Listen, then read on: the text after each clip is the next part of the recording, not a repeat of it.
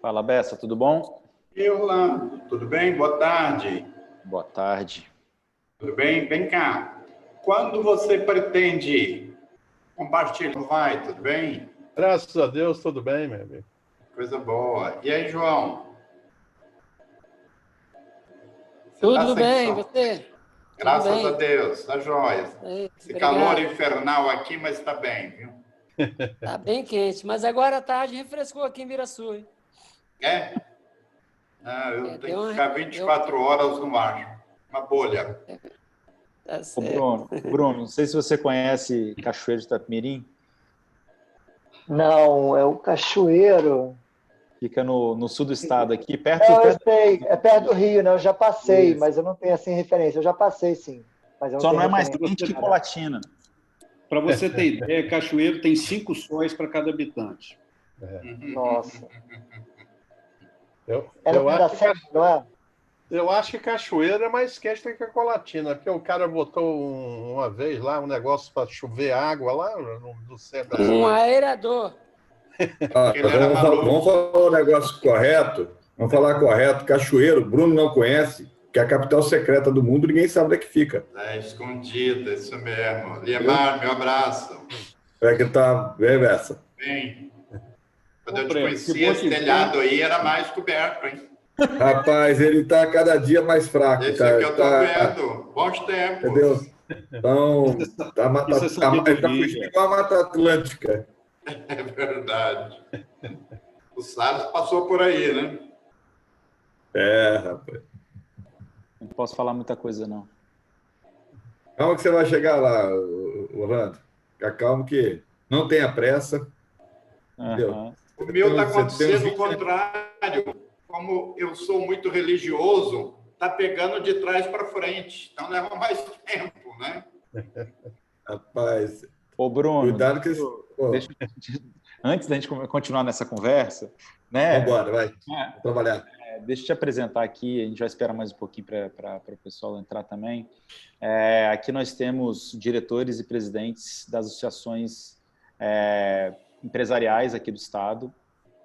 Então, temos o Bessa lá de Cachoeiro, o Dácio, que é diretor da EC de Cariacica, o Alexandre, presidente da EC de Cariacica, o Limar Predi, que é diretor da ACEDIC em Colatina, já foi voluntário muitos anos aqui no Espírito Santo em Ação, ajudou a estruturar essa rede empresarial. O João Depisol, de Ibiraçu e atua na MEAR, que é de Aracruz. E aqui tem também a Débora, que é da nossa equipe, né? A gente tem mais 2 pessoas entrando aqui agora. E aí, o nosso trabalho na rede empresarial, Bruno, é justamente tentar encontrar tanto sinergia na atuação de maneira temática, né? A gente encontrar temas aí que sejam importantes para o desenvolvimento dos municípios do estado e que tenham atuação também, que essas associações atuem nos seus municípios com esses temas e esses projetos, e, ao mesmo tempo, a gente conseguir aí gerar, né, uma rede de pessoas e de instituições que realmente pense o futuro, né, o longo prazo. Então, nesse trabalho aqui do Diretrizes que a gente vem fazendo, a gente trouxe temas, nós escolhemos os temas principais, mas cada região tem já suas demandas já mapeadas, e a gente vai levar para o debate eleitoral esses temas que a gente elegeu. Então, desenvolvimento econômico, claro, acho que foi o mais votado, e aqui hoje é o nosso último encontro temático. A gente já falou sobre mobilidade, sobre educação, governo digital, ambiente urbano, entre outros temas, e hoje é o nosso fechamento. E aí, eu já vou declarar aberto o nosso encontro. Gente, já agradecer mais uma vez, Bruno, a sua disponibilidade. O Bruno hoje atua no Ministério da Economia, mas atuou na ponta em prefeituras no Rio, então tem uma experiência boa aí de adversidade também, né, Bruno? É uma questão que não foi fácil. Ele é líder MLG também, né? Acho que boa parte dos especialistas que a gente trouxe aqui foram formados em liderança e gestão pública pelo Centro de Liderança Pública, uma rede muito importante para construir aí esse nosso pensamento de rede também aqui na rede empresarial. Eu vi que o nosso diretor responsável pelo projeto e pela comunicação do Espírito Santo em Ação, Rimaldo. Já ia te chamar de Nailson, Rimaldo. Rimaldo já entrou. Rimaldo, queria aí, se você puder fazer também as boas-vindas para a gente já passar a palavra na sequência para o Bruno. Agradecer aí, aproveitando a fala do Orlando, esse é um projeto muito rico, né, que traz o princípio da colaboração, o princípio da gente estar em um processo de escuta permanente, um processo de envolvimento para pensar o Espírito Santo à frente. E, Bruno, obrigado pela sua disponibilidade de estar aqui com a gente. Tá? Tem sido uma experiência muito boa essas lives. A expectativa é grande em relação ao resultado desse projeto. E eu queria agradecer a todos da rede empresarial que estão presentes também, que estão apoiando e desenvolvendo esse conhecimento, essa rede cada vez mais forte para a gente manter o nosso Estado nos trilhos. Então, eu queria passar a palavra para o Bruno para a gente começar esse evento. Só fazer a apresentação aqui formal da mini-bio do Bruno, né? Engenheiro de computação pela PUC-Rio, especialista em marketing pela COPEAD, UFRJ, e em gestão pública pelo CLP. Atual diretor de programas do Ministério da Economia, na Secretaria Especial de Desburocratização, Gestão e Governo Digital. Foi subsecretário de Planejamento da Ordem Pública da cidade do Rio de Janeiro por 6 anos e, em seguida, atuou por 2 anos e meio no município de Mesquita, na Baixada Fluminense, onde foi secretário adjunto de Planejamento e secretário de Fazenda. Eu não vou seguir no seu mini-bio pelo motivo que você já falou, Bruno. Você tem restrições, né? Porque os municípios que você passou tem candidatos envolvidos nessas eleições, então a gente tem alguma restrição aí pela legislação eleitoral. Então, Bruno, agradeço mais uma vez.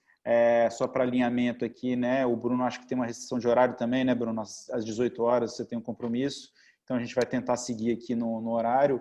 Bruno, se quiser, você tem a liberdade para falar o quanto você quiser e o tempo que sobrar a gente abre para as perguntas. Normalmente 25, 30 minutos e o resto a gente faz com pergunta, mas como você já tem sua apresentação planejada, vai no que você planejou. Bom, primeiro, antes de mais nada, muito obrigado, Orlando, Rimaldo, pela oportunidade, né, de estar apoiando esse trabalho de vocês. Eu considero esse um dos trabalhos mais importantes que a sociedade brasileira tem que fazer, que é realmente o engajamento da sociedade civil nessa cobrança do setor político. Então, isso é muito sério, o resultado é muito efetivo. A gente vê nas sociedades que se desenvolveram e que atingiram uma democracia mais avançada, que é onde houve maior engajamento, maior preocupação, maior dedicação dos agentes da sociedade civil na estruturação, na cobrança, na elevação do nível de debate, né? Na famosa accountability, né? Que a gente nem em português tem essa palavra, mas é um mix aí de responsabilidade, com prestar contas, com saber aquilo que te diz respeito, né? De cada agente público. Então, queria parabenizar o Espírito Santo em Ação e agradecer essa oportunidade de estar aqui com vocês. Como o Orlando já adiantou, né? A gente está num período eleitoral já, então, para evitar qualquer tipo de mal-entendido, eu fico restrito aos exemplos que eu posso trazer da minha experiência. Se a gente tivesse feito, talvez, um pouco antes, não incorreria nisso, né? Mas também estou aqui honrado e preocupado que eu vou encerrar, então, o ciclo de vocês. Espero que seja bastante proveitoso para todos nós. Nesse sentido, eu pensei realmente em trazer uma contextualização um pouco teórica para abrir o debate.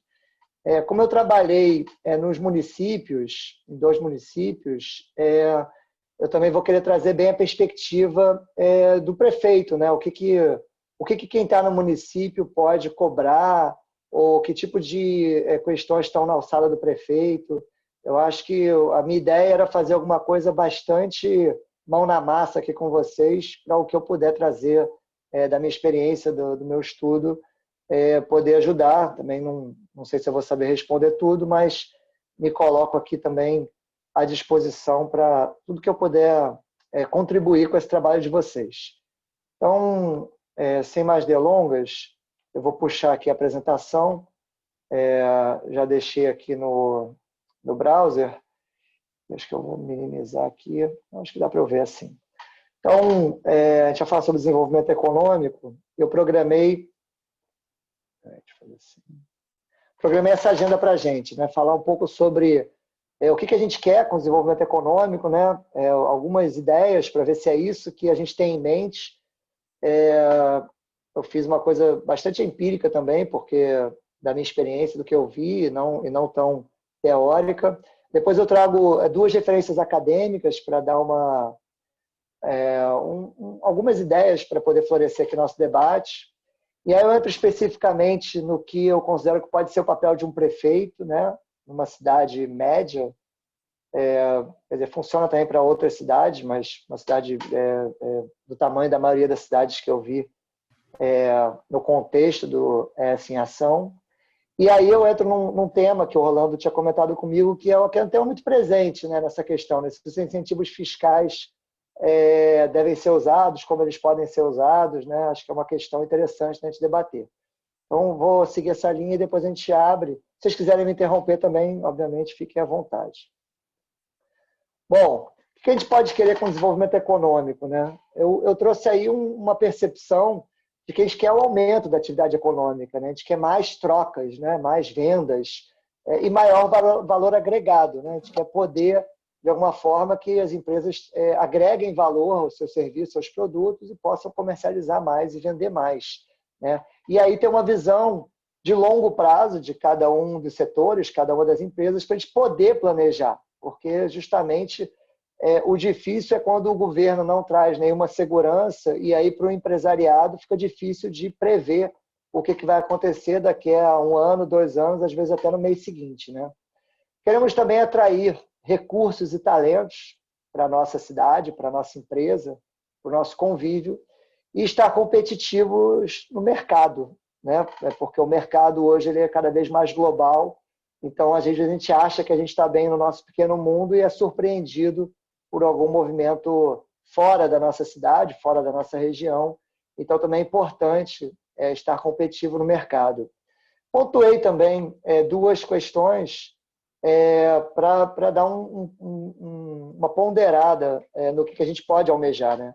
Então, o prefeito ele não precisa resolver todos os problemas, porque a maioria das nossas cidades, nosso país, tem muito problema, né? Mas as coisas têm que melhorar. Ou seja, a gente está numa condição, vamos pegar o exemplo típico, né, de que a abertura de empresa é um processo que demora tantos dias, ele pode ser mais rápido. Que as questões com os impostos, às vezes, são sistemas que não dão muita transparência, podem ser mais transparentes.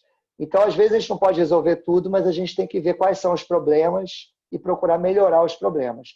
Outro ponto interessante é que é importante melhorar a performance como um todo na cidade, né, na região.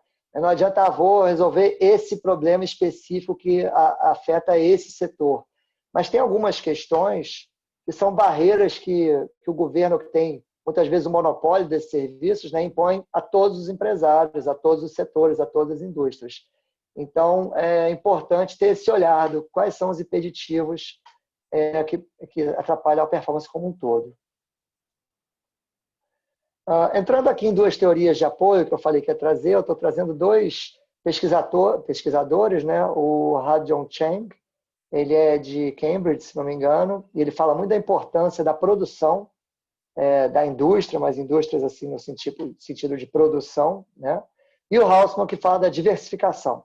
Então, eu vou dedicar aqui uns 5 minutinhos para falar sobre algumas teorias, né? Quer dizer, uma de cada, obviamente, são acadêmicos muito grandes e que falam sobre muitas coisas. Então, vou trazer 2 pontos aqui para a gente poder também ter mais substância para debater depois. Então, esse é o Ha-Joon Chang, né? Esses são alguns livros que ele tem já traduzidos para o português, né? E ele é um grande defensor da produção, né? E por que ele diz isso? Porque ele traz que nas últimas décadas, algumas frases foram ditas por alguns grupos e que acabaram minando um pouco essa crença na produção. E eu estou trazendo algumas dessas frases aqui, né? Que a gente escuta, a gente às vezes até repete, né? O importante são os mercados, é o negócio, é mais do que às vezes a produção. Estou falando de produção aí, realmente a indústria ou alguma indústria que se sobrepõe à indústria básica, realmente nesse sentido, né? Então a gente fala algumas dessas frases. A tecnologia está disponível para todo mundo, basta usar. Nós que estamos aqui no Brasil, a gente sabe que às vezes não é assim, né? Se você quiser, por exemplo, na sua cidade, vamos então desenvolver nanotecnologia, ou computadores, ou veículos com energia solar. Não é tão simples assim, né? Você tem que ter o ecossistema também, né? As condições também de educação em todos os níveis para as coisas serem viáveis, as condições de importação, enfim, de manutenção. Então, nem sempre é tão simples quanto a gente fala. A outra é que intervenção pública atrapalha, então deixa os mercados. A gente também sabe que não é exatamente assim, né? De alguma forma, o governo ele pode dinamizar algum setor, ele pode proteger também que alguns gigantes interfiram em uma área que está em desenvolvimento, e os países desenvolvidos se usaram muito disso e usam até hoje para proteger as indústrias que eles consideram estratégicas, né? Então, ele fala muito sobre isso. Fala também da época que se falou muito que a produção não respeita o ser humano, a gente tem que combater a pobreza da educação e saúde. É claro que a gente tem que combater a pobreza da educação e saúde, mas uma coisa não é antagônica à outra. Então, é como também investir e fortalecer a produção, respeitando esses valores. E também a questão, por último, que eu botei aí, a solução agora são os serviços, então tudo agora é serviço, né? É só você olhar a Suíça, né, com seus bancos, Singapura, a Índia com desenvolvimento. E aí ele apresenta os contra-exemplos, fala que justamente Suíça e Singapura são países ultra-industrializados, né? Só que como não tem marcas tão famosas, a gente às vezes não reconhece, mas estão entre os 3 ou 5 os mais industrializados do mundo. A Suíça muito na produção de ferramentas para fábricas, Singapura, o setor elétrico, eletrônico, enfim. E a Índia, apesar do grande desenvolvimento de serviços, isso não compensa tanto a balança comercial dela. Então, também é uma coisa que à distância a gente tem uma impressão, e olhando mais de perto, vê que não é exatamente isso. Então, os serviços, né, não garantem tudo. Então, essa é a defesa que ele faz. Ele justamente entra aí com os contra-argumentos, que eu já fui falando, né? Que somente negócio e comércio não garante uma produtividade, né, se você pensar até em termos de balança comercial, que somente investir na pessoa também não garante a produtividade, tem que olhar para as empresas e apoiar as empresas, que o mercado de serviços também é um mercado volátil, né? A gente vê o mercado financeiro com seus altos e baixos, o comércio de rua, né, o impacto que ele tem eventualmente, né? Agora a gente está vivendo isso, né, como o comércio de rua está impactado. Ele traz também a questão que as pessoas estão consumindo mais, não menos, né? Então está produzindo mais, apesar que os preços unitários estão caindo, então a gente tem que ficar de olho na questão da produtividade, e que muitas da demanda pelos serviços especializados vem justamente das cadeias de produção. Então, muitas vezes, finanças, TI, logística estão aí para apoiar o aumento da produção. Então, ele fica ele traz esse discurso da produção, aumentar a nossa capacidade produtiva, investir intra-empresa, entre empresas, entre setores, aumentar a interação do governo com as empresas, da academia com as empresas, incorporar esses avanços que nós falamos, direitos humanos, saúde, proteção do empregado na produção, ver as pessoas não somente como cidadãos e consumidores, porque a gente está nessa onda da defesa dos direitos dos consumidores, da cidadania, que é super importante, mas também ver que muitas pessoas são produtores, estão na ponta de lá, e olhar para isso com mais atenção, mais carinho até. Olhar a tecnologia dentro do contexto, né, das organizações, da política, né? É uma frase bacana, um engenheiro de um país pobre, quando vai num país rico, ele produz muito mais. Então, se o ecossistema estiver adequado, a nossa produção também pode ser maior. Olhar sempre para a sustentabilidade e ter essa visão de longo prazo, mais sólida, mais especial. Olhar para o futuro e ver como é que ele se traduz no dia de hoje, E um exemplo interessante é a própria indústria automobilística japonesa, o quanto ela demorou para se desenvolver e a potência que chegou. Então, são visões de longo prazo de olho na produção. Essa é uma frente que eu queria trazer de Cambridge, desse pesquisador, e a outra, também para colorir aqui nosso debate, é do Hausmann. Então, o Hausmann é venezuelano, ele está à frente do Growth Lab da Harvard, da Universidade de Harvard, e ele trabalha com a questão também do desenvolvimento econômico, com análise de complexidade, né, e de diversidade econômica. Então, o que ele fala? Ele aponta para o mito da especialização, que nós na cidade, a gente fala, vamos especializar a nossa cidade em eletrônica, vamos especializar a nossa cidade em hotelaria, vamos especializar a nossa cidade em saúde. E ele aponta assim, especializa em pessoas e empresas, não cidades. E essas pessoas, essas empresas vão poder compor soluções mais interessantes para as cidades. Claro que as cidades podem ter grandes potenciais a serem explorados, mas na hora de especializar, olhar para dentro das pessoas, das empresas.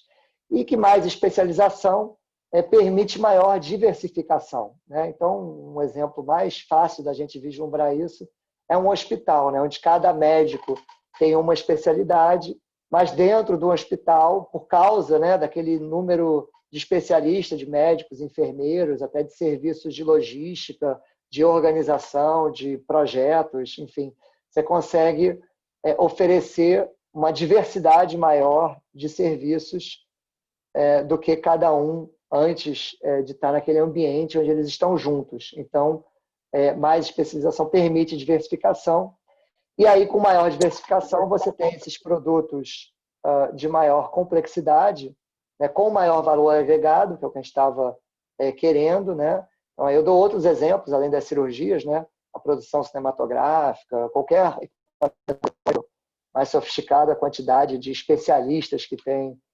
dentro para produzir um celular permite isso, e no mundo globalizado, com maior diversificação, você fica mais flexível e mais resiliente às alterações que podem ocorrer nas cadeias globais. Então, uma cidade fica mais resiliente se ela for mais especializada, investir na sua diversificação.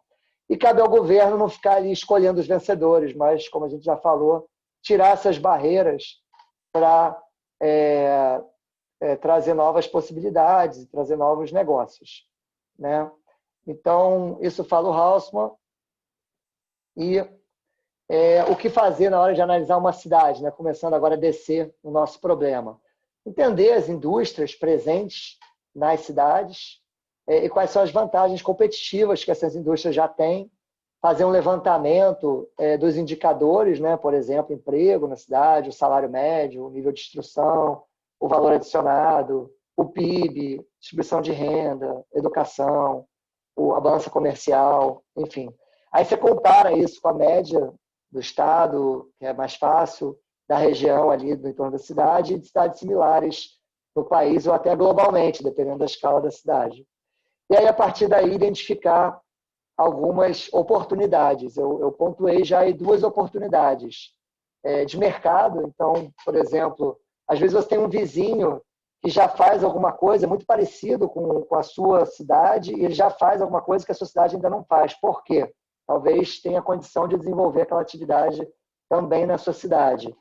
Ou, às vezes, aquele vizinho tem uma atividade que precisa de um insumo que a sua cidade poderia oferecer a ele. Então, olhar o vizinho, olhar a mesorregião, as cidades semelhantes, para ver que oportunidades existem que não estão sendo atendidas, o que a gente está vendendo e comprando, que a gente poderia produzir localmente. São alguns olhares de mercado. E olhares de complexidade, ou seja, olhar para a indústria. Se nós já temos determinada indústria, por exemplo, vamos dizer, uma cidade que tem uma agricultura frutífera, né? Então já produz, já tem aquelas frutas, ela vende in natura ou ela produz ela tem aquela produção já com algum grau de valor agregado, seja em geleias, em polpa congelada ou até um nível a mais, já produzindo algum produto industrializado, já embalado. Oi. Bruno, posso pedir, por favor? O seu áudio está dando uma falha na hora que você está falando. Está dando para compreender tudo. Eu não sei, talvez fazer um mute aí só para ver se melhora um pouquinho. Deixa eu fazer o seguinte. Eu vou tirar o fone. Vamos ver se vocês estão me ouvindo agora melhor. Melhorou? Sim, fica melhor. Obrigado. Tá. Deu para pegar mesmo? Deu tudo. Só estava dando umas picotadinhas assim, mas deu para pegar tudo. Pode ficar tranquilo. Obrigado. Tá. Então eu vou falando aqui, estamos já acabando também essa parte teórica, que foi mais para tentar agregar aqui no... Acho que muitos de vocês também devem conhecer muitas dessas teorias, mas é mais para a gente poder botar uma base aqui para a gente conversar. Então, eu estava falando das oportunidades, de complexidade, e aí a gente tem realmente essas possibilidades de ver onde é que, né, se uma cidade que já produz extração de minério ou que faz placas metálicas, ela já desenvolve ferramentas ou fabrica máquinas ou possui indústria. Então, a gente vai agregando no nível de complexidade. Né? Eu trouxe aqui uma ferramenta, que eu não sei se vocês já conhecem, que é o DataViva. Né? Não sei se vocês já ouviram falar. O DataViva ele permite que você olhe, eu já deixei ele aberto aqui para a gente ganhar tempo, no Espírito Santo. Então, ele olha aqui o PIB, expectativa de vida, população, tem um monte de indicadores. Depois, ele olha aqui o espaço de produtos. Então, isso aqui é o que o Espírito Santo exportou em 2017. A gente pode olhar aqui petróleo, obviamente, produtos laminados, pastas químicas de madeira, a soda ou sulfato, minério de ferro. Tem aqui... Bruno, Vocês estão vendo, não? Estamos vendo, sim. Deixa eu só fazer um merchan aqui, que a gente desenvolveu. Eu também tive aula lá, né, com Hausmann, lá em Harvard. Acho que deve ter sido a mesma aula que você teve um ano antes. E aí já fiquei apaixonado por essa metodologia. E a gente já fez um estudo aqui no Espírito Santo em Ação. Eu desenvolvi, foi até meu TCC no CLP, um índice de atratividade. Assim. Pegamos alguns elementos desse índice aqui, dos elementos que o Hausmann coloca aqui, e fizemos aqui quais indústrias seria importante o Espírito Santo em Ação atrair para aumentar a complexidade de uma maneira mais sustentada. Depois eu te mando, inclusive, esse material, mas eu também já me comprometo a apresentar para a rede empresarial. Perfeita a intervenção, Orlando. Até te agradeço, porque aí eu dinamizo aqui. Meu objetivo aqui é dinamizar realmente a troca de informações. Quer dizer, com esse tipo de estudo, que eu não sei se o resto do grupo conhece ou chegou a ver o seu material. Acho que não, acho que ainda não. Tá. Com esse tipo de estudo, você consegue ver oportunidades para as cidades. Né? Então, aqui eu já entrei aqui, deixa eu ver, em Aracruz.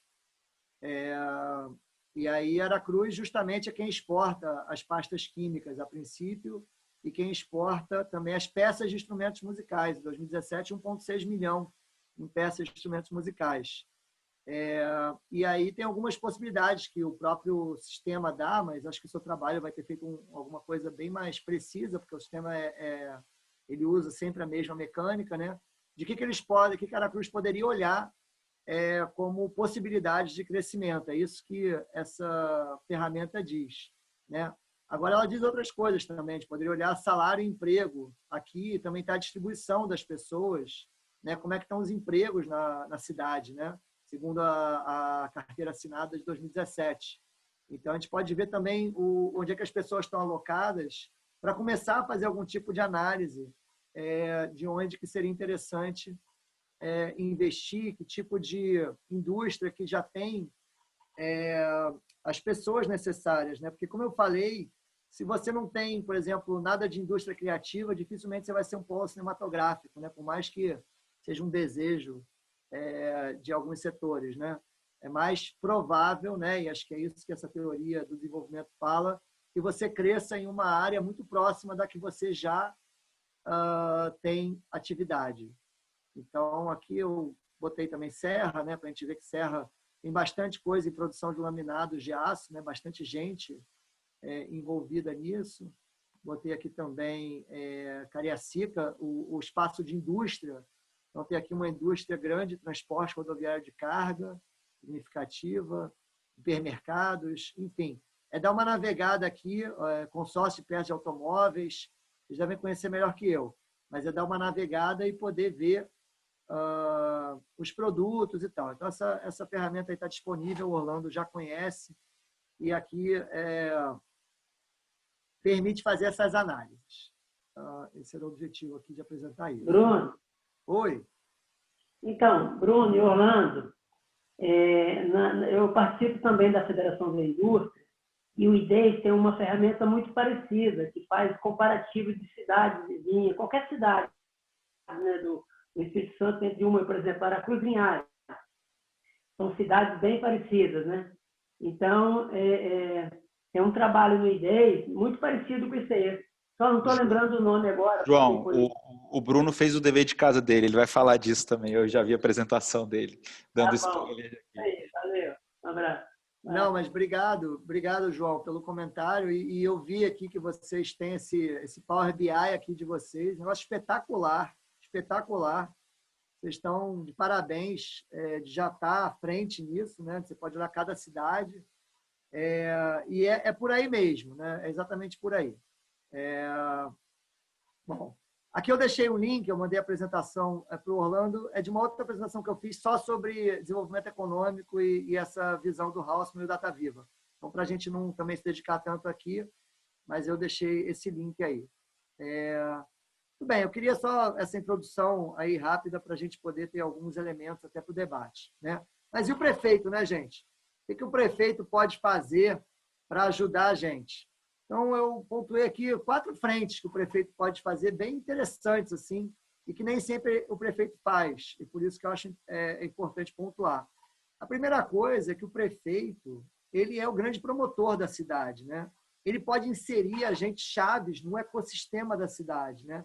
Trazer representantes do Estado, de diversas frentes, inclusive da Secretaria de Desenvolvimento, trazer as universidades para o debate, promover esses encontros, institutos de pesquisa, os bancos e as fintechs. É muito forte se um prefeito fica à frente desse tipo de iniciativa. Então, há que se cobrar do prefeito uma agenda permanente de atuação na promoção da cidade, né? Se a cidade, então, tiver um viés turístico, mais ainda. Mas esse é uma primeira frente. Segunda frente é trazer credibilidade ao governo, combater, obviamente, a corrupção, o clientelismo, troca de favor. Um prefeito que já começa a ficar conhecido por atuar com esse tipo de prática, ele afasta da cidade as empresas sérias, né? E as pessoas começam a ficar muito desconfortáveis, inclusive na fiscalização e na cobrança de imposto. Então, ter ali um acompanhamento próximo de como é que está isso e exigir esse tipo de transparência, né? Vocês têm ali o índice da CGU de transparência, quer dizer, começar a olhar como é que está o município nesses termômetros que já existem, né? Bom, terceira coisa importantíssima é fazer e seguir um plano de desenvolvimento, né? Desenvolvimento econômico, social, econômico e socioambiental, mas tem que ter esse plano. E aí, o Haussmann, inclusive, chega a propor que o plano de desenvolvimento seja o plano da cidade, ou seja, que é mais razoável você incluir a educação e a saúde, porque sem educação você não desenvolve economicamente a cidade, não traz emprego, não traz prosperidade, e sem saúde as pessoas não conseguem trabalhar, ter paz, e sem transporte as pessoas não chegam no trabalho e as mercadorias não chegam e não saem também das empresas. Então, o plano de desenvolvimento, em vez de ele ser uma perninha de um plano de governo, ele pode ser o foco do plano de governo. Em vez de ele ser uma perninha do plano diretor, né, e as cidades de vocês, a maioria tem um plano diretor, ele pode ser o orientador do plano diretor. Então, trazer esse debate, né? Acho que é a permanência desse debate. E, por fim, ter uma secretaria, uma agência forte de desenvolvimento econômico. Porque a pior coisa é vocês não terem um interlocutor, né? Se não tem um interlocutor, o debate fica estéril, porque só dá para falar com o próprio prefeito ou com o assessor dele. Então, não tem alguém que dorme e acorda pensando e promovendo o desenvolvimento econômico. Então, são 4 frentes simples, né, de cobrar dos prefeitos e dos planos na hora de falar sobre o debate, né? Se ele botar como secretário de Desenvolvimento Econômico uma pessoa muito politizada, talvez isso inviabilize certos crescimentos, né, certos setores da cidade. Então, ter esse olhar. Agora, falando especificamente do Plano de Desenvolvimento Econômico. Vamos lá. Tem que ter o patrocínio do prefeito, então eu trouxe esse primeiro ponto quase repetido, e tem que ter uma fulanização, né, um agente responsável nesse plano, para poder ser o interlocutor. Uma política local de compras públicas, isso está dando muito resultado, tá? O Sebrae, ele é um grande agente de promotor disso. É claro que você não pode direcionar pela lei as compras para determinada empresa na cidade, mas você pode capacitar a sua cidade a concorrer nas licitações que o próprio prefeito vai fazer. E com isso, as empresas vão estar aptas a concorrer numa licitação pública, inclusive brigando por melhores preços para a prefeitura. Esse dinheiro ele se retorna à cidade. Também nas escolas, tem toda a verba de pequenos gastos nas escolas que pode ser alocada na própria comunidade escolar. Isso tem cidades que subiram de 5%, 10% local para 98% local. E o impacto é gigantesco, porque uma cidade como a de vocês, que chega a ter um orçamento de 100 milhões, 200 milhões, metade vai para a folha, outra metade o governo gasta. Muitas vezes, obviamente, com luz, com gastos ali que são fixos e que não tem como abrir concorrência, mas boa parte desse valor é gasto em contratações, seja de tapa-buraco, manutenção, coleta de lixo, obras, serviços de alimentação, consultorias, softwares. Então, fornecimento de todo tipo de material. Então, se houver uma política que fortaleça o comércio local, a indústria local, a fornecer para o governo, isso dá um resultado grande de desenvolvimento. E, por fim, gente, o diagnóstico com indicadores e metas, né, um plano claro e o acompanhamento permanente. Tá? Nunca é demais falar isso, porque é fácil falar, difícil fazer. Então, como é que faz? Né? Tem que ter ali escrito no site da prefeitura, comprometido, e aí vocês, como sociedade organizada, se encontrarem com o prefeito, falarem, apresentarem, exigirem o acompanhamento. O simples monitoramento de um plano já garante que boa parte dele aconteça, que os esforços sejam orientados na direção. Então, às vezes, as coisas são simples, mas são difíceis. Nesse plano, eu botei 2 níveis importantes. Tá? O primeiro é resolver os problemas transversais. Então, cada cidade vai ter os seus, mas eu botei alguns aqui que costumam ser comuns. Como é que está a questão da construção civil? Se é uma coisa que é fácil, no sentido de que não é tão burocrática e as áreas estão bem demarcadas, a propriedade, as pessoas têm a posse dos seus terrenos para poder vender, para poder negociar, o licenciamento, tanto de empresas quanto de obras, se ele flui, ou se é uma coisa que depende da chancela de muitos agentes políticos, né? Tanto a vigilância sanitária, o meio ambiente, todos esses itens, né? Com a lei de liberdade econômica promovida pelo Ministério da Economia, ali pela nossa secretaria, muita coisa avançou. Agora as cidades e os estados têm que chegar junto, implementar os avanços da lei de liberdade econômica, não podem limitar o acesso ao trabalho, né, do empresariado.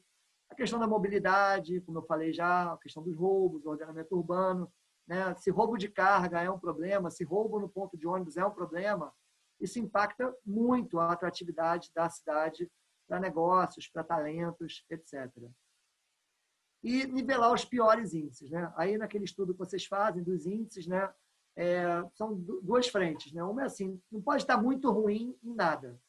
Então, o que está muito ruim tem que ter um esforço para sair ali do analfabetismo, população de rua, alto índice de roubo, 40 dias para abrir empresa, quer dizer, esse tipo de coisa é inaceitável.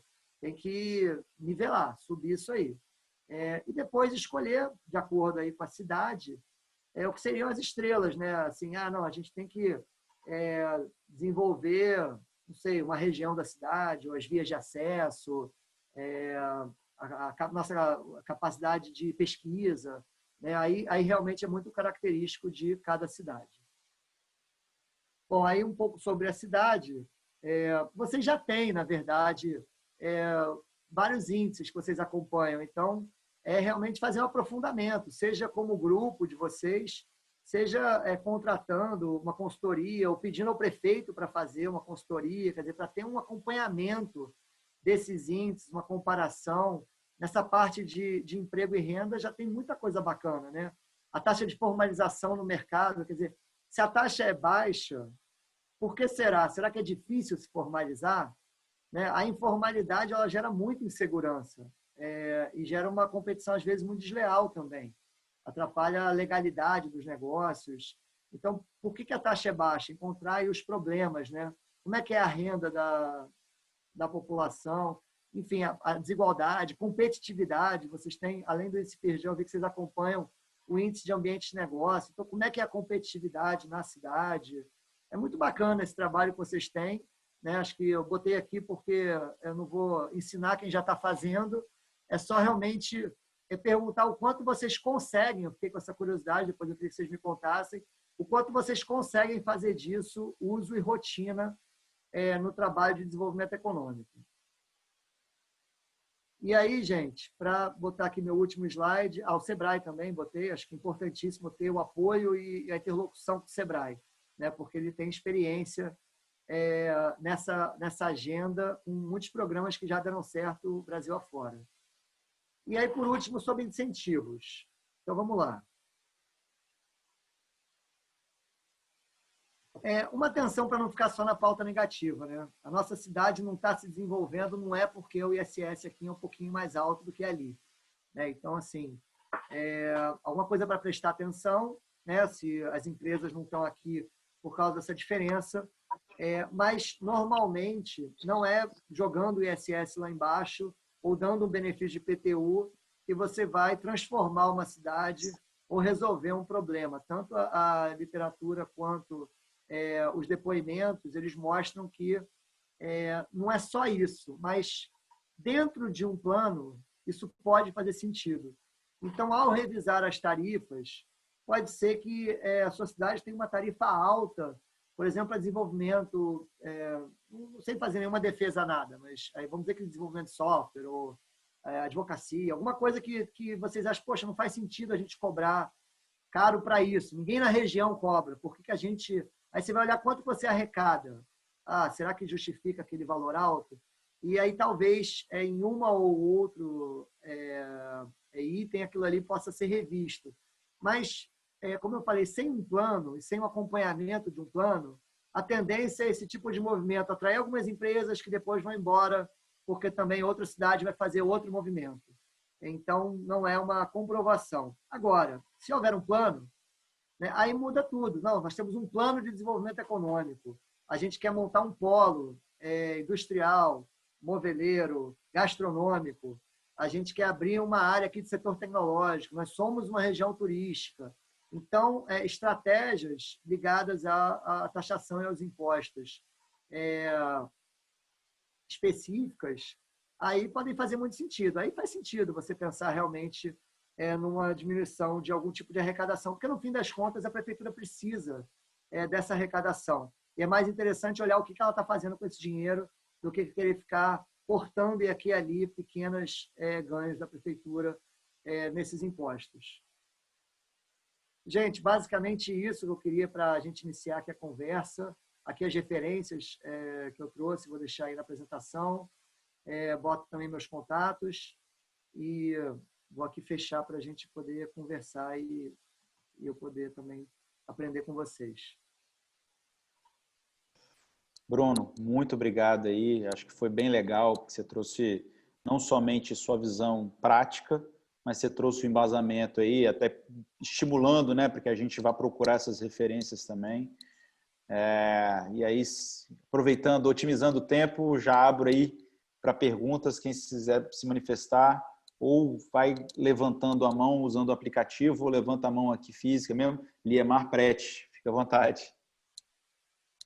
Bom, só para a gente... Bom, Bruno, parabéns aí, obrigado aí, acho que foi enriquecedor a sua fala, principalmente quando você coloca a questão das novas teorias, né? Eu não conheci, inclusive, depois quero ler um desses livros aí deles. Mas eu não conhecia o DataViva, eu conhecia o Datapédia, que acho que tem a mesma funcionalidade, né? Uhum. Mas eu vejo assim a construção das cidades hoje, principalmente você fala aí sobre eu trabalho com a área de transporte de cargas, principalmente a questão da mobilidade, né?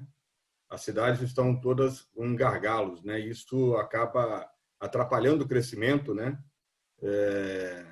E dentro desse trabalho que você fez na economia, essa relação do desenvolvimento da cidade, do crescimento dela mesmo, da população e dos negócios, né? A gente encontra hoje muita barreira para transportar o desenvolvimento, né? A grande maioria hoje a gente escuta, você citou aí o roubo de carga, né? Que é um problema seríssimo, é o segundo maior negócio do crime organizado hoje, né? Graças a Deus que o Espírito Santo não desenvolveu, a gente tem feito um trabalho aí em cima disso, temos trabalhado bastante com os outros estados em cima disso, né? Mas como trabalhar para que os municípios venham, né, num futuro mais não tão distante, poder ter o que se faz lá fora, né? Uma segurança e redução de custos em cima dos negócios, né? E com crescimento populacional. Lemar, obrigado aí pela pergunta e pelo comentário. Eu acho que, só falando do Datapedia, ele tem todas as informações, mas ele não tem essas análises. Então, é a única diferença. O Datapedia é até mais rico em informações, mas ele não tem nessas análises ele remete lá para o DataViva, inclusive. Sobre esses pontos que você falou, assim, primeiro, varia muito de cidade para cidade a problemática. Então, não tem uma solução única. Às vezes, tem cidade que o problema não é transporte, acesso e trânsito. Então, aquela cidade, claro que ela tem que se preocupar se ela está verticalizando, se está gargalando. Mas eu já vi muitas cidades que não é esse o gargalo, né? E, então, assim, qual cidade você é, Lemar? Eu hoje moro em Vitória. Tá. Mas capital... eu represento a Associação dos Empresários de Colatina. Tá. Colatina hoje tem o Rio Doce, né? Então, é um vale, né? Como Vitória, vamos colocar assim, que tem o mar, né? E as montanhas. Colatina não na mesma porção, mas tem uma dificuldade de crescimento e desenvolvimento por causa disso, né? Por causa do acesso. Por causa do acesso, né? E aí tem que... E outra coisa, né? Há uma certa dificuldade. Eu concordo com você quando você coloca a questão do... nem toda a cidade, mas nós temos que começar a planejar isso para o futuro, né? Porque senão, daqui a pouco... Você vê que hoje Brasília, que foi bem planejada, com ruas largas e tudo, está com problema. Né? Sim. Não, eu vou assim... Eu não sou especialista no tema, então não vou consumir tanto tempo de vocês. As cidades têm planos, as cidades na Europa têm planos de 30, 50 anos de desenvolvimento do transporte, né? Então, eu acho que o principal nisso é, como você falou, é levantar os problemas e fazer desenhos de longo prazo. Um desenho de longo prazo, ele ajuda você a ver o que você vai fazer no curto prazo. Então, obviamente que diminuir a quantidade de veículos motores na cidade vai melhorar o fluxo, né? E acho que vocês tiveram uma palestra bacana com o Rodrigo Tortoriello, que eu até olhei a palestra deles, assisti, e ele já apresenta muitas soluções nessa área de transportes. Especificamente na área de roubo de cargas, se isso é um problema na região, como eu falei, elencar os principais problemas e atacá-los de acordo com cada região. Porque acho que o ponto bacana da sua colocação é que é um mito de que investir nos negócios é ficar olhando para a empresa e para o mercado. Não é. O que o governo tem que fazer é olhar para esses elementos que estão atrapalhando os negócios, que seja o trânsito, o aumento do fluxo de veículos, o roubo, e agir em relação a isso. E aí tem que ter um indicador, tem que ter o plano, tem que executar o plano. E isso tem que ser encarado como plano de desenvolvimento econômico. Eu acho que esse é o grande desafio. Assim, Então, nesse sentido que eu acho que é a contribuição. Porque falando assim do dia a dia do prefeito, entendeu? Desenvolvimento econômico, às vezes, é uma pauta que é meio confusa, porque vamos investir no empreendedorismo, vamos fazer aqui uma sala. Mas aí olha o que você está falando. Não, prefeito, o problema é o seguinte, minha carreta demora 1h30 para sair da cidade, entendeu? Não dá desse jeito. Então, é esse tipo de coisa. A gente quer um viaduto, então a gente quer uma outra saída. Vai lá a Brasília e pede uma emenda para construir uma saída aqui, vai custar 8 milhões, mas é isso que a gente precisa. Então, incluir isso na agenda do prefeito. É isso que eu estou tentando transferir aqui para vocês, ter uma visão de como funciona um pouco o dia a dia de uma prefeitura e como é que isso é encarado e quais são as ferramentas, né? Beleza. Quem mais aí? Bessa. Bruno, parabéns pela palestra. Esse seu material ficará disponível para os participantes? Já entreguei para o Orlando. Ok, Orlando, obrigado. Eu tenho percebido que, para alguns municípios, a solução, às vezes, não está totalmente nele. E, por exemplo, questão de bacia de rio, que depende de quem está a montante. Como você vê as parcerias? E aí tem uma solução que o setor saúde trabalha, por exemplo, com os consórcios, em algumas áreas. Essas soluções compartilhadas, como é que você vê isso? Olha só, Bessa, importantíssimo e é muito interessante como, novamente, né, os problemas dos negócios não são os negócios, é tudo que atrapalha o nosso encaminhar, né? De novo, naquele primeiro item, o prefeito ele tem uma responsabilidade de atuar nesse sentido. Então, algumas coisas que o prefeito pode fazer, procurar diretamente interagir com outro município, acionar o Estado e a Secretaria de Desenvolvimento Econômico, o governador, se for o caso, acionar o Ministério Público, o Tribunal de Contas, gerar documentos que provoquem atitudes. No caso, por exemplo, de rios, eu já vivi uma situação assim, o meio ambiente. Se está chegando poluição pelo rio, não tem nada que é mais grave, né, perante a lei do que os crimes de meio ambiente. Então, acionar também o Ministério Público ligado ao meio ambiente. Então, tem muitas ferramentas que o prefeito pode fazer sem muito esforço, que é basicamente botar a Procuradoria Geral do município para atuar, acionando esses órgãos, stakeholders, representantes, e desenvolvendo um plano. Então, aí cada plano vai ser um plano. Mas eu acho que o bacana dessa sua colocação é que muitas coisas dependem de coisas fora do município, e o prefeito tem muito mais legitimidade do que a associação de empresários, né? Do que a associação comercial, do que a OAB local. Se for junto, melhor, mas a gente precisa que o prefeito atue. Então, elencar esses pontos, onde for possível fazer consórcio, se tiver interesse de mais de um município, isso ganha muita força, né? Então, se tiver os municípios da região metropolitana, os municípios do Vale do Rio tal, e aí você ganha muita força nesses movimentos, né? Então, eu recomendo que também façam esses grupos, hoje com o WhatsApp, com a internet, a videoconferência ficou mais fácil, né? A gente ganhou esse avanço, né? A gente não faria isso, a gente marcaria reunião, todo mundo tinha que ir para um lugar, agora está mais rápido. Mas realmente começa produzindo essas petições e provocando os órgãos de controle. Isso dá resultado, porque constrange, porque é matéria para mídia. Então, a política também trabalha muito com constrangimento. Ninguém quer ficar mal na fita. Então, como é que você atua? É com essas ferramentas. Perfeito. Ok. Muito obrigado.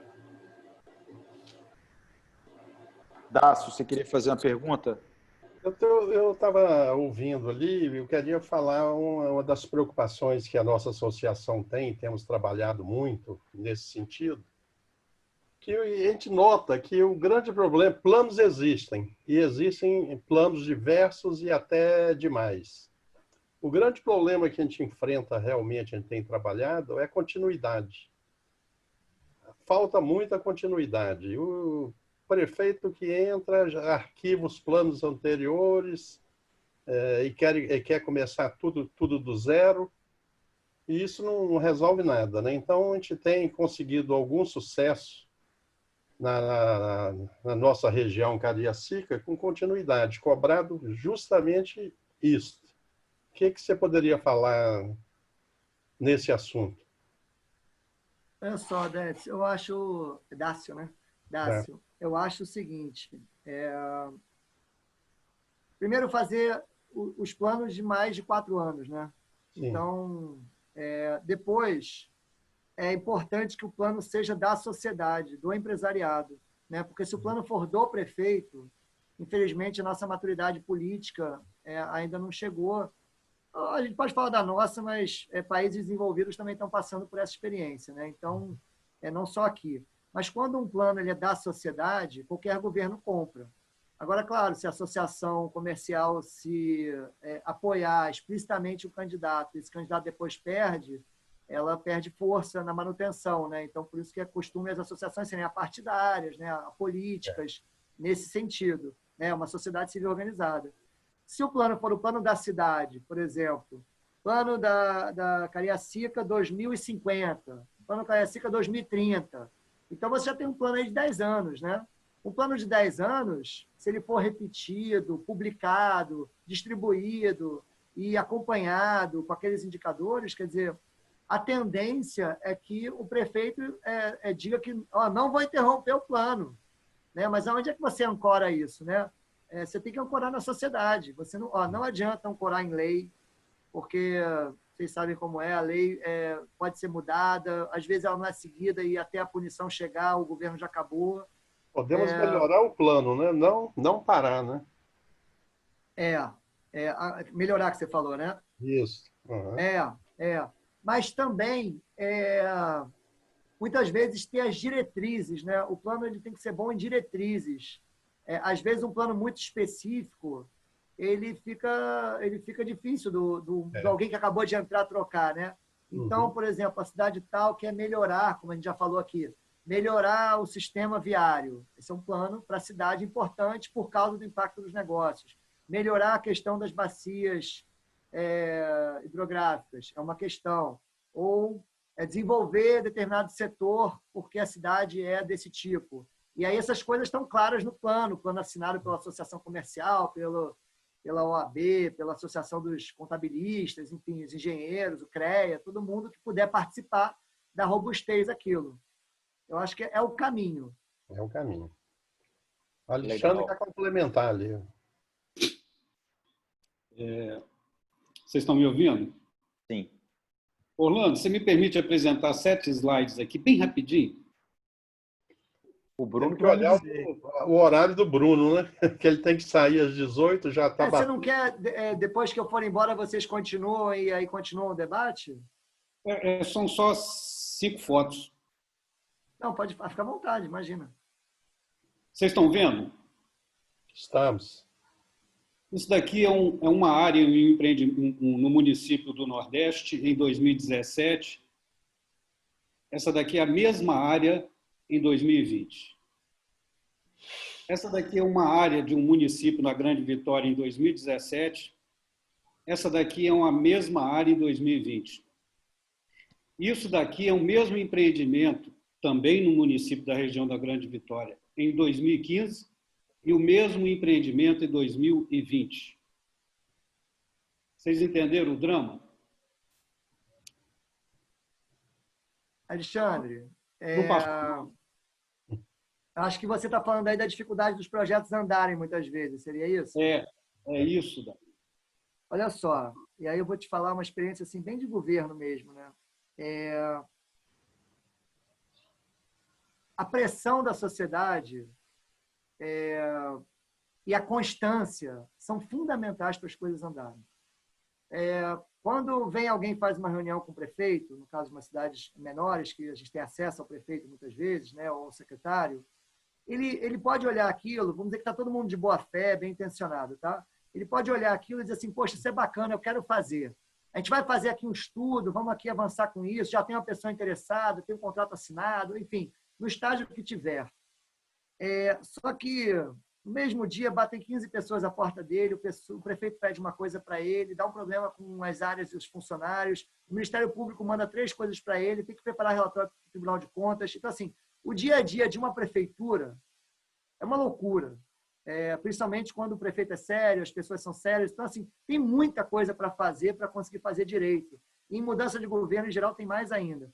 O que ajuda os projetos a acontecerem? É essa pressão da sociedade. É marcar uma reunião numa segunda e a próxima na outra segunda, e na outra segunda, e na outra segunda. E aí você vai ali, para e passo, como a gente fala muitas vezes, perguntando se teve avanço, qual o avanço, pedindo audiência, juntando um grupo, porque aí sozinho você vai muito enfraquecido. Então, juntar um grupo. Então, assim, não sei se eu estou ensinando o padre a rezar a missa, me desculpem se eu estiver assim, exagerando. Mas eu estou falando assim, de quem viu muito de perto que é a sociedade ali pedindo, às vezes, coisas óbvias, porque, Alexandre, as coisas no governo são, às vezes, muito complexas.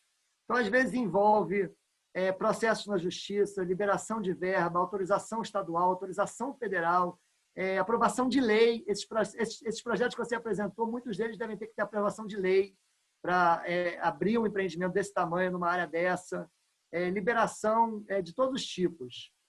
Às vezes, mudança das viárias. Então, assim, é uma complexidade que, muitas vezes, a prefeitura não sabe nem lidar, dependendo do grau de especialização que a prefeitura tem. Às vezes, não tem um engenheiro, um arquiteto com capacidade ou com tempo disponível para atuar naquele projeto o quanto ele precisa. Então, faz muita diferença isso, entendeu? É mais ou menos essa mensagem que eu queria te dar. Rimaldo, você queria encerrar? Está sem áudio, está sem o...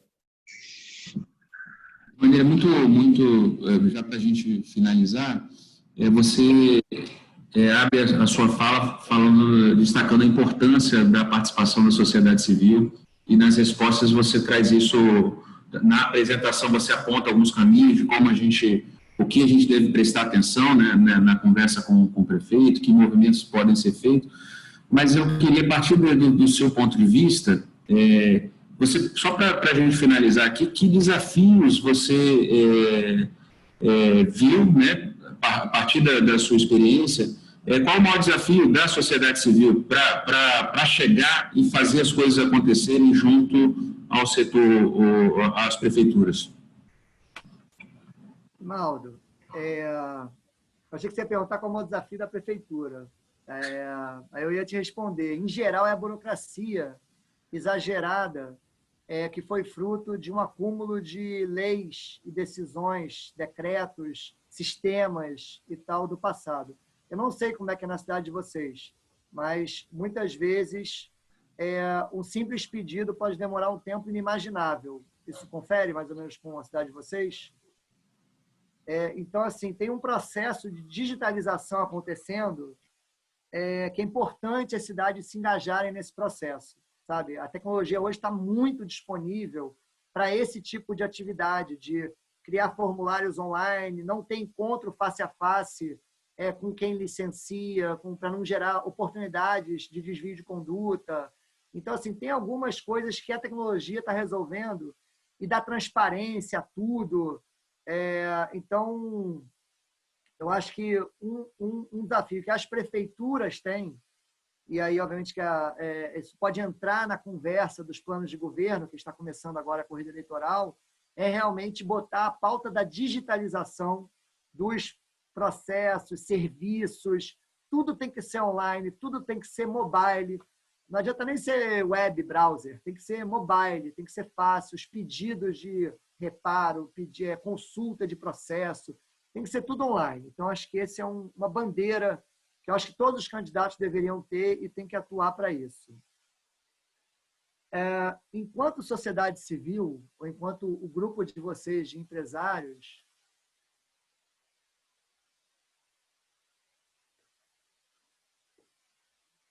eu acho que está próximo, Rimaldo. Está próximo, mas assim, próximo assim, de boa fé, estando junto ali do prefeito, porque vocês são associações importantes nas cidades, acompanhando o plano de governo e contribuindo com conteúdo, sabe, consultoria, elevando muitas vezes o nível, a qualidade de conhecimento do setor público. Muitas vezes, dentro da própria prefeitura, não tem o nível de, por exemplo, está falando de indústria 4.0, né, que é um tema quente. Todo mundo tem que entrar na indústria 4.0. Será que a prefeitura sabe exatamente do que se trata? E o que é agile? O que é just in time? O que enfim, essas ferramentas de disponibilidade instantânea para tudo, né? Inclusive dentro da prefeitura, transparência total, né? Então, assim, algumas as cadeias de valor, isso eu acho que é um papel que a sociedade pode fazer, trazer conhecimento. Uma coisa que facilita muito a prefeitura, e que muitos lugares eu vi isso dar certo, são as associações comerciais bancarem algumas consultorias. Porque para a prefeitura contratar uma consultoria, muitas vezes de qualidade, às vezes é muito difícil. Porque ela vai entrar no processo licitatório, muitas pessoas vão se candidatar, não necessariamente quem ganhar vai ser uma boa consultoria, e aquilo pode virar mais um problema do que uma solução.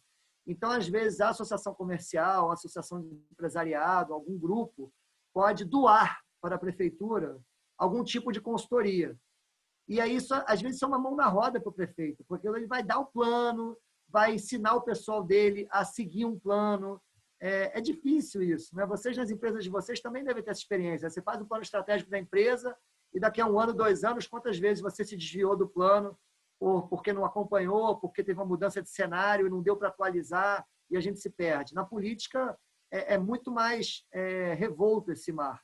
Então, uma ajuda grande que o empresariado pode fazer, e isso a gente está vendo muito agora na Covid, muitos empresários se juntando para resolver pequenos problemas que o setor público não consegue ter agilidade, ter qualidade, né? Então, nesse sentido, por exemplo, precisa de tantas máscaras, ou tanto tal, mas aí tem que licitar, tem que comprar, vai demorar 15 dias. Não tem 15 dias. Junta 15 empresários, compra essas máscaras. Precisa levar o material daqui para lá. Enfim, aí cada cidade vai ter uma coisa específica. Precisa fazer um estudo viário. Então vamos contratar, exemplo, conseguir uma verba em Brasília para fazer um estudo viário. Excelente. Quando é que vem a verba? Não, vai ser aprovado, vai demorar 4 meses para vir. Então daqui a 4 meses, pelo menos. Não, aí a gente vai licitar. Então mais 6 meses. Não, mas aí precisa da aprovação da Caixa. Então mais 2 meses. Aí você vai ter daqui a 1 ano e meio o teu estudo viário, né? Olha só que dificuldade. Às vezes junta um grupo e diz assim, a gente queria promover um estudo viário, a gente juntou aqui um valor, a gente indica essas 3 consultorias aqui, vamos escolher. Então acho que tem alguns caminhos para a sociedade apoiar o governo nos nós, e que na administração pública são muito difíceis. E olhando sob a ótica do empresariado, eu acho que seriam esses os caminhos. Legal. Muito obrigado, Bruno, pela aula, pelo compartilhar seu conhecimento, a sua experiência. Era muito disso mesmo que a gente queria ouvir, entender. Você captou perfeitamente o objetivo disso aqui, veio com proposições bem objetivas de como a gente pode auxiliar não somente o prefeito, mas a sociedade do município como um todo, né? Ser o guardião do plano de longo prazo, que é algo que o Espírito Santo em Ação tenta fazer com os planos de desenvolvimento de longo prazo que a gente participou e ajudou a construir, o ES 2025, o ES 2030, e sempre com esse olhar de futuro, né? Olhando para frente, planejando e compartilhando das dores e também das vitórias, né? Acho que a gente tem que estar do lado, como você falou, tem que estar próximo, né? Tem vários exemplos, você citou aí a questão do coronavírus, eu fiquei sabendo um projeto da Votorantim, fez um edital, disponibilizou inúmeras consultorias para vários municípios do Brasil inteiro, não somente da sua área de influência. Tem coisas disponíveis por aí que às vezes nem o próprio município precisa despender, a própria associação local. Cachoeiro é um exemplo disso, conseguiu um apoio da Arapiaú para desenvolver um projeto lá de uma consultoria. Então, tem coisas disponíveis por aí mesmo. Bruno, eu vou te liberar, e depois eu queria que todo mundo continuasse aqui para a gente fazer um fechamento dessa etapa do Diretrizes, mas queria agradecer de coração, mais uma vez, essa rede nossa do MLG está ajudando outras redes, né? A gente está construindo aí uma grande rede de liderança, de gestão pública, pública, políticas públicas, impacto de todo jeito, e eu fico muito feliz de poder contar com vocês e com você especificamente nesse momento. Tá bom, muito obrigado, Orlando, Rimaldo, todos os colegas. Parabéns mais uma vez por vocês estarem à frente desse movimento, é muito inspirador. Acho que vocês puderem fazer propaganda disso para os outros estados, deveriam, tá? E bom trabalho para vocês aí, boa sorte também nessas eleições. Obrigado, Bruno. Obrigado, Bruno. Um abraço. Rimaldo, se quiser...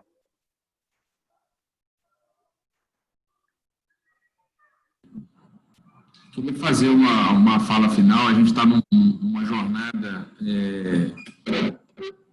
bastante rica desse projeto de diretriz. É um projeto que o Espírito Santo em Ação já faz há umas 3 eleições, e a gente encontrou agora um desafio, uma oportunidade, na verdade, por conta da tecnologia, de não só promover um diálogo ou um debate com os candidatos na reta final, né?